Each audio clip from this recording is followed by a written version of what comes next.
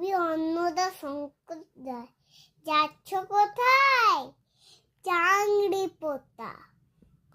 কিসের জন্য? নেমন্তন্ন।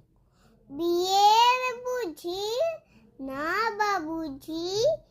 কিসের তবে? ভোজন হবে। কিসের ভোজন? প্রসাদ ভোজন। কেমন প্রসাদ? যা খেতে সাথ।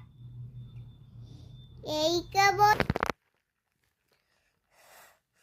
কি খেতে চাও? ছানার পোয়াও। ইচ্ছা কি আর?